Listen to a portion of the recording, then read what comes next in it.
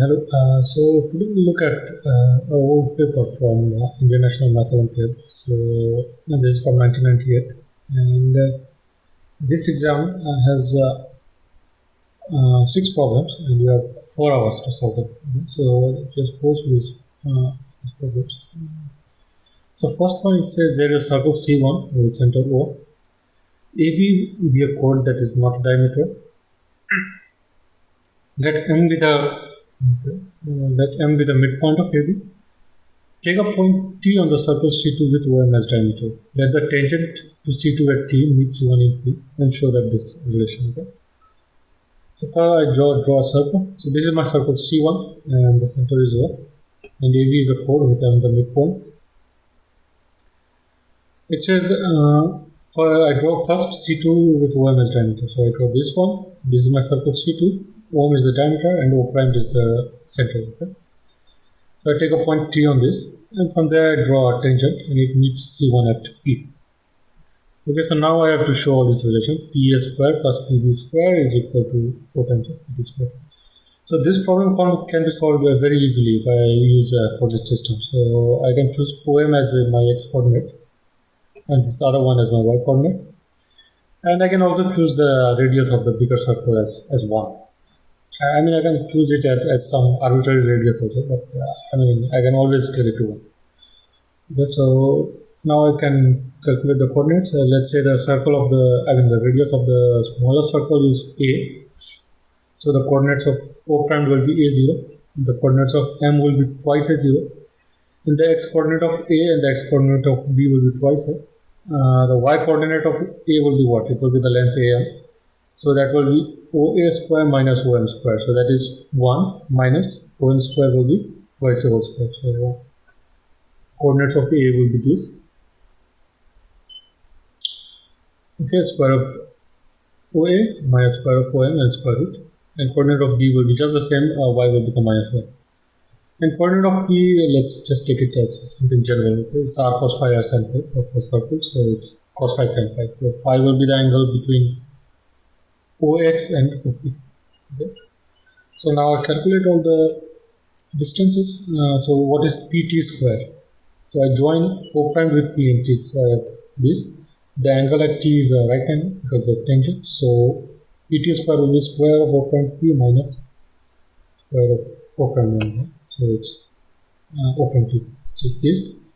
So O prime P is what? That's the radius of the circle. That's A. And this O prime P I can calculate. I have the xy coordinates of P and xy coordinates of O prime. So this one, x2 minus x1 whole square plus y2 minus y1 whole square. This one minus a square. Okay, this is it. Cos square phi sin square phi will be 1. A square will be 1. And we'll just have this. So then now let's calculate the other distance. So I know the coordinates of all the points. So I can just calculate this quite easily. So this one. This cos phi minus pi whole square and sin phi minus this one whole square and cos phi minus this one whole square and sin phi minus this one whole square. So it's this and many terms will cancel. The cross term here will go plus minus sin. Cos square phi, sin square phi, cos square phi, sin square phi. This will be 2. So be 8a square here. So we get this one. So, okay, and now 8a square will go. Get this 4 minus 8a cos phi. So look at that. That is 4 times 8a square. Okay, so alright.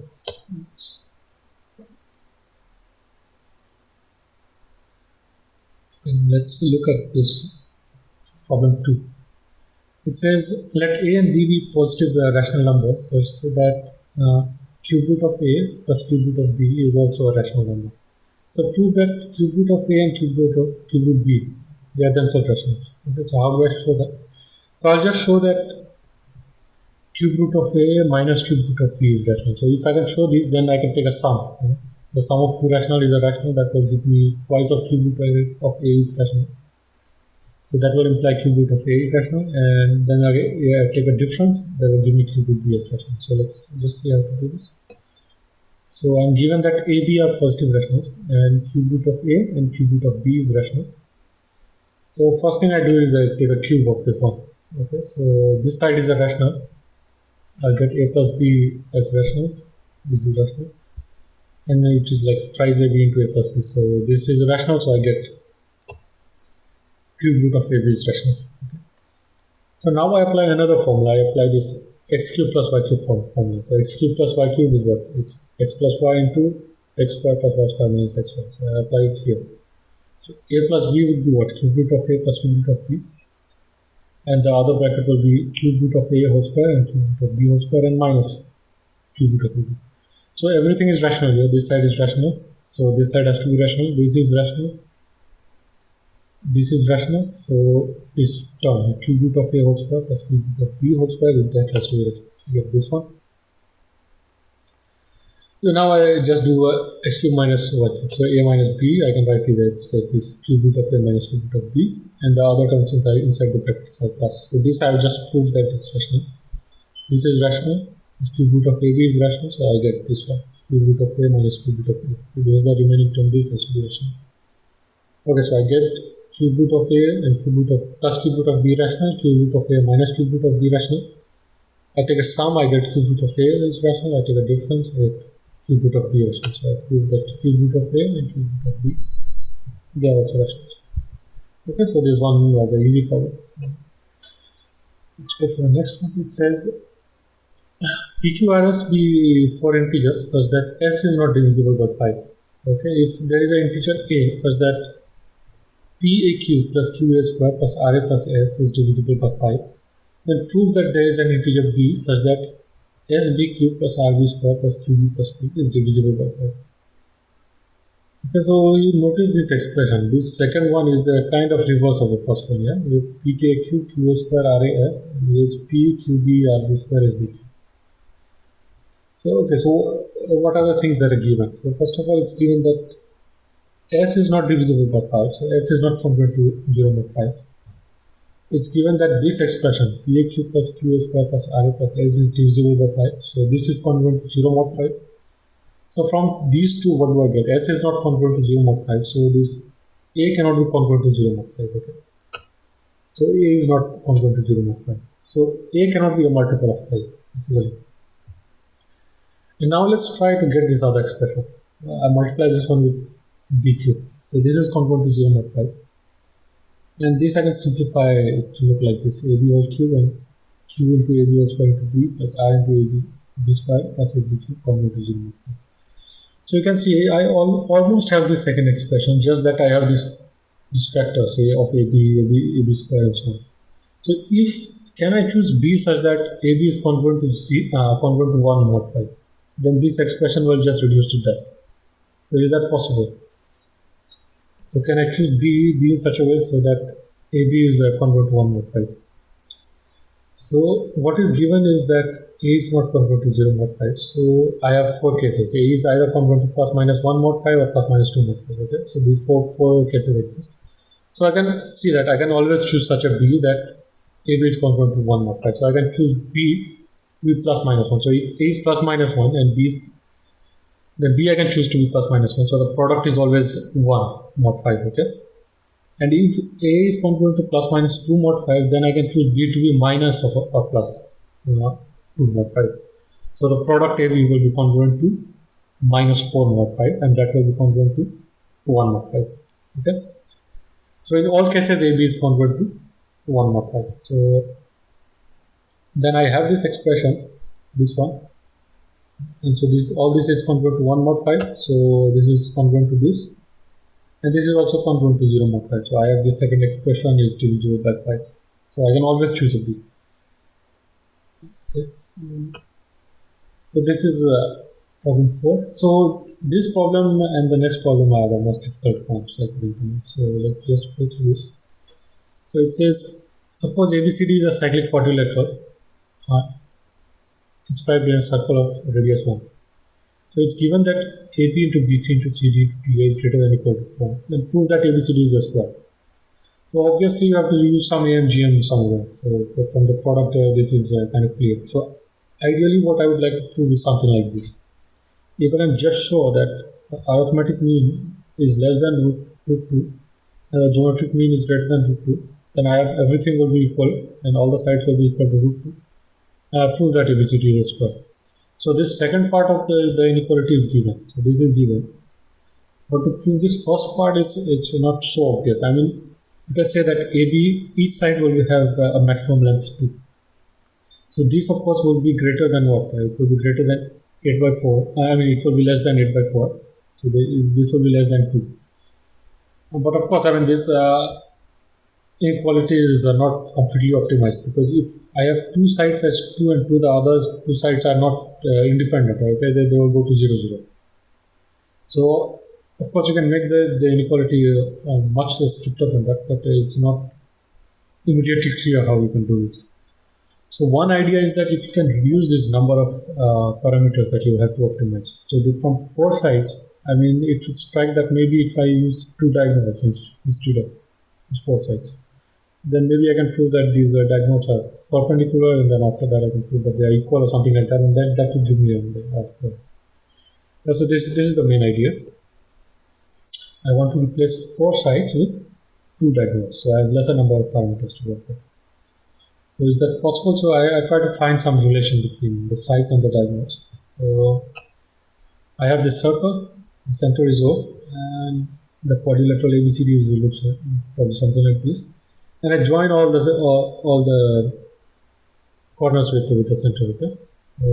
And let's say AB subtends angle phi 1, BC subtends phi 2, CD subtends phi 3, and DA will subtend what? 2 pi minus the sum of all these, okay? So already you can see from 4 sides, if I can switch to angles, I have 3 independent angles to work with. So from 4 sides, I will go to 3 angles. Okay, so I'm reducing the number of parameters. So I can, of course, also write the sides in terms of angles. So I can write these relations. So AB will be twice of sine of phi 1 by 2. Okay, so I mean, it's easy to see you drop a perpendicular on BA from the center. So this will divide the triangle into 2 congruent parts, and the sine of half angle will be equal to just half length. So the full length will be twice of sine phi 1 by 2. And similarly, you can write the other sides. And I can also write diagonals. So AC will subtend phi 1 plus phi 2, so AC will be this. Similarly, the BT will be the other one. So I have all the 4 sides. I have 2 diagonals in terms of all the angles. And try to find a relation between them. And I can try to use the symmetry a little bit. So you can see that AC and BD have phi 2 in common, and phi 1, AC has only phi 1, BD has only phi 3. Okay, phi 3 is not here, and phi 1 is not here. So, I mean, you have to play around with this a little bit. Maybe you can spend half an hour or something, I don't know. Essentially, you have to look at the symmetry also a little bit. Phi 2 is here. So, what finally works is if I use AB and CD, phi 1 and phi 3, and I go for BC and DA together. So, AB into CD, if I do, it will be 4 times of sine phi 1 by 2 and sine phi 3 by 2. So I can just put it in that cosine formula, cos C minus cos D. And I mean, sine A sine B is what it's like cos of A minus B minus cos A plus B. So that formula I write here. And similarly for the other one, BC into D, I again put it in the cosine formula. So here phi 1, phi 3 will go if I take a sum. So I just take a sum, I get this. This is again a cosine formula, I turn it back into sine. Okay, I get this one. 4 sine phi 1 plus phi 2 by 2 and sine phi 2 plus phi 3 by 2. It's like sine of A, it's cos C minus cos D is like sine of C plus D minus sine of D minus C. I mean, the sine of C plus D into sine of D minus C. And that. So this one and this is just equal to this diagonals. It's this AC into BD. So I got one relation, okay, and this relation is this is not a new result. Okay? It's a very standard result, and it's called Tholomy's theorem. And there is a purely geometric proof for this also, and you can use that also. Okay, so this Tholomy's theorem. It relates the sides and diagonals of a cyclic quadrilateral. Okay. So I use this. And now I'll get it very quickly. So just see. So I'm given AB into BC into CD into DA is greater than or equal to 4. So first for the diagonals I apply AMGM. And this AC and BD I apply that Tholomy's theorem which I read before. So I get this one is equal to this. And I again apply AMGM here. So this is greater than equal to this. Okay. And this is greater than equal to 4, so I just put it here. And I'll again get this greater than equal to 4. So this is 4, so square root will be 2, so 2 into 2 will be again 4. I can take a square root, that will be 2, and 2 into it's again 4. So 4 is this side and 4 that side. What does that mean? So everything here is equal. Okay, so from this side of the expression, I write AC equal to BD equal to 2. So what does that mean? So that means AC and BD are, these diagonals are diameters. Okay. So if diagonals becomes diameters, what does that mean? So that means ABCD is a rectangle. Okay. And what does that mean? That means the opposite sides are equal. AB equal to CD and BC equal to BD. Of course, the angles will also be equal to 90 degrees. And from the second half of inequality, I get this. I get what? AB to CD, this term will be equal to the other term. This is equal to 2. And I apply this one here. AB and CD are equal. BC and DB are equal. So I get all sides equal to root 2. So I get ABCD is a square. So I proved it. So next one. Okay, so this is also slightly lengthy. So it says ABC are 3 real numbers such that this quadratic expression x square minus a plus b plus c into x plus ab plus bc plus ca equal to 0. This has complex roots, alpha plus minus I beta. Alpha is greater than 0 and beta is not equal to 0. So that means it has a complex part. I is root minus 1.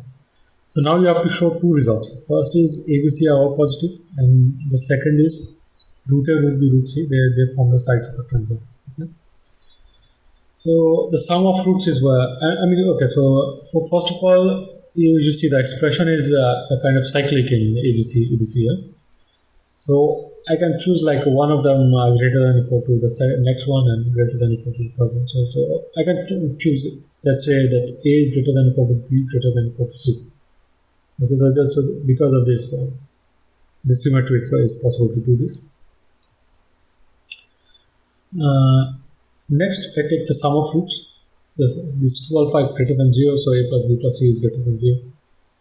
And also these roots are complex, so the discriminant is less than 0. So I have this A plus B plus C whole square minus 4 times of AB BC here. That's less than 0, so I get this one. So I have these 3 conditions: A greater than equal to B greater than equal to C, A plus B plus C greater than 0, and this expression A square plus B square plus C square minus twice AB minus twice BC minus twice A less than 0. Okay, so now I prove the first result to prove that ABC are positive. Okay, so how do I do this? Let's look at case 1. Let's say that 0 lies between B and C. Okay, what happens then? When this discriminant, in this discriminant, this term minus twice BC and minus twice CA, that will become positive. Okay, so I can just write a greater than equal to sign here, and I can omit these 2 terms. Okay, so just check is this greater than equal to A square plus B square plus C square minus twice AB, and this is basically what? This is sum of 2 squares. So this is less than 0. So this is not possible. So this case 1 is not possible. Okay. Case 2 similarly, let's say 0 lies between A and B. What happens now? Now again I have this discriminant here, and now I can see that twice AB and twice CA, minus twice AB minus twice CA, they will be positive terms. So I can write this greater than equal to sign here. And A square plus B square plus C square minus twice BC. Okay, it's greater than equal to this. This is again sum of 2 squares, which is A square plus B minus C square. So that's less than 0. Okay, so this is also not possible. Okay, because sum of 2 squares, it has to be non-negative. Okay. So also ABC cannot be less than equal to 0 because A sum is greater than 0. So this is also not possible. So what remains is just this. So 0 has to lie on the other side. Okay, so we must have A greater than equal to B greater than equal to C greater than 0. C equal to 0 is not possible here, because if I put C equal to 0 here, you get what? You just get A minus B whole square. So that's again a perfect square. That cannot be less than 0. C equal to 0 is not possible. So I have this ABC are all greater than 0, so they are positive. This part I proved it. So this second part is a little bit difficult. So what I have to show is that root A, root B, root C, they form the sides of a triangle. So what I just have to show is that the sum of two smallest sides is greater than the largest side. If I just show this, so then that's all. Okay. So this is what I have to prove. I have assumed that B and C are the two smallest sides. So I have proved that the sum of the square root of this is less than root A. How do I do this? There is a little bit of trick. So what you can do is you can kind of square it, and you have to get to this expression and then kind of try to work it backwards or something like that. But you can also try to reduce it to a perfect square, then take a square root, then again take a second square root, and then get this. So from a square I have to go to root a, so you have to kind of take the square root twice. Yeah, so that's what makes it a little bit complicated. So what I do is I just take this discriminant and I add 4bc on both sides. Okay. So what does this do? So this expression makes one of the terms positive. So now this whole thing becomes a perfect square. So this is equal to b plus c minus a whole square. I mean, if all the three terms are negative, then you cannot write it as a perfect square here. Okay, now you can. So now take a square root. So now I have b plus c minus a lies between this root bc and minus root bc, minus 2 root bc. So now I just take this part of the inequality greater than minus 2 root bc and I work with it. So this one I bring it to the other side, so I have this. Now I again have this one as a perfect square. So I can write this as root b plus root c whole square, and this is root a whole square. So this I can write, this is the term x square minus y square kind of formula. So I get this root b plus root c plus root a, and root b plus root c minus root a is greater than 0. So this is positive, root b, root c, root a. So this part also has to be positive. Okay? So I have root b plus root c plus root a minus root a is greater than 0, or I have this root b plus root c has to be greater than root a. So I've proved it. I mean, basically what you can do is you can also try to work it backwards, and once you get to this result, you can work it backwards and get this. So this was, it needs some tricky manipulation. So unless you are good at it, you will find this a little bit difficult. So this we have proved. So now let's just go to the last problem. So this last problem, normally in the INMO, the way they put it, it looks difficult, but most of the time they are not so difficult. I mean, if you just look at it a little bit carefully. So what does this say? It says it's desired to choose n integers from a collection of 2n integers. So you are given 2n integers 0, 0, 1, 1, 2, 2, n minus 1, n minus 1. So it's like a AP and repeated twice. Okay, so all the integers are repeated twice, 0, 2, n minus 1. And from there you have to choose n integers such that the average or the arithmetic mean of these n integers is itself an integer and it's as minimum as possible. So you have to make sure that the n chosen integers has the average as an integer and it should be as small as possible. Okay. So it says show that this can be done for each positive integer and find this minimum average. So you have to prove that it's possible to do it for every n, and you also have to find the minimum value for every n. So how do we do this? So first of all, I devise a strategy. I'm given this set. Okay, so it's 0, 0, 1, 1, 2, 2 till n minus 1, n minus 1. It's like a AP starting from 0 to n minus 1, and again a second AP starting from 0 to n minus 1. So what I first do is I want to make this average as minimum as possible, right? So I take the first n smallest positive integers, which might look something like this. I mean, it will depend on odd and even case. But it will look something like this: 0, 0, 1, 1, 2, 2, 2, n minus 1, n minus 1, okay? N by 2 minus 1 and n by 2 minus 1 here. So this is here, the average might not be an integer. So what I do is I do this last element. I add a small quantity delta, and this delta should be as small as possible, so that the average turns out to be an integer. Okay, so that the average, which is the sum of all this, and it's an AP, you can calculate the sum. It's like n minus 2 minus 1 into n by 2, and twice of that, so it will be n by 2 minus 1 into n by 2 and plus this delta, and you have n of them, so average is this. So this becomes an integer. So I'll choose a minimum delta for all of them, and maybe sometimes the delta is also 0. So this I have to do, and what you can see is that probably you get 4n in the denominator. So I just divide it into case modulo 4. Okay, I mean you can do it even and odd also, it's possible, but if I go modulo 4, then it's quite easy actually. So I just divide it into these 4 cases. So let's see, case 1, let's say n is divisible by 4. So let's say n is 4k. So I'm given this set. The initial set looks like this: 0, 0, 1, 1, 2, 4k minus 1, 4k minus 1. So I start with this one. This set is primed as 0 to 2k minus 1 and 0 to 2k minus 1 here. Okay, this is the smallest n integers. So here you have 2k on one side and another 2k, so 4k. So 4k numbers I have here.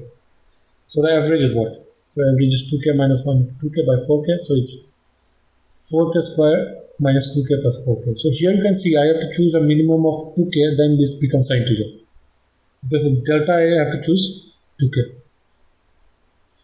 So then I have this set. So I add 2k to the last one, and then I have this new set. It will be like 0, 0, 1, 1 tilde 2k minus 2, 2k minus 2, and I have 2k minus 1, and I have 4k minus 1. So 4k minus 1, I have to make sure that it belongs to this set. It does not overshoot or something here. So in this case, I'm fine. It's 4k minus 1. So this is the set I choose. The average is, this one is 2k minus 1 into 2k, and you have, after choosing this delta 2k, you have it here this, and the average is k. The next one,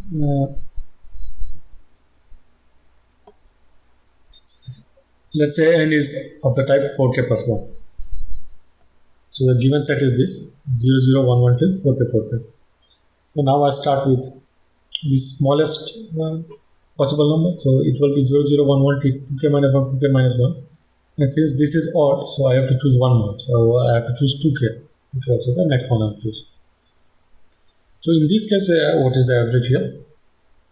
So average is the sum of all of these, 2k minus 1 into 2k, and then I add this one also 2k, and the total number of, and divide by n, so that's 4k plus 1. So it's 4k square over 4k plus 1.